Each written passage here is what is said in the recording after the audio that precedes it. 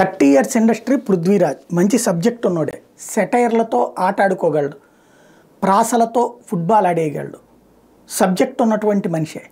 జనసేనలో చేరారు, పోటీ చేస్తారేమో తెలియదు, ప్రచారానికైతే గ్యారంటీగా ఉపయోగపడతారు, ప్రారంభించేశారు. కాకపోతే వ్యక్తిగతమైనటువంటి దాడుల వైపుకి అవసరం లేదేమో ఆలోచించుకుంటే బెటర్. జస్ట్ ఇది సజెషన్ మాత్రమే. ఎందుకంటే తాజాగా అంబటి రాంబాబుని టార్గెట్ చేస్తూ అదేదో శ్యాంబాబు పాత్ర వేస్తాను నేను, లేకపోతే కనుక డ్యాన్సులు వేసుకోవడం ఏంది, గంగిరెద్దుల వాళ్ళకి మళ్ళీ అంబటి రాంబాబుని రేపొద్దున ప్రభుత్వం దిగిపోయాక గంగిరెద్దుల వాళ్ళతో పాటు పిలిచో లక్షిస్తారు. ఇలాంటిది ఎందుకు అంత దిగజారాల్సిన పని ఏంటి? ఇప్పుడు అమ్మాయిల వ్యవహారం చూస్తే అంబటి రాంబాబు మీద ఎట్టంటే ఆరోపణ ఉందో పృథ్వీ మీద అంతే ఆరోపణ. పోనీ సామాజిక వర్గ పరంగా చూసినా ఇద్దరు ఒకే సామాజిక వర్గం. ఎందుకు ఒకే సామాజిక వర్గంలో ఒకళ్ళ మీద ఒకళ్ళు బడి కొట్టుకోవాల్సిన పనే ఉంది? నెంబర్ 1. రెండోది, ఎన్నికల్లో కావాల్సింది ఏంటి? రాజకీయాల్లో పాలసీ మేడ్ డెసిషన్స్ కావాలి. మన పాలసీ ఏంటి, అవతలోడి పాలసీ ఏంటి అన్నటువంటి పాయింట్ చుట్టూ ఉండాలి రాజకీయం అని.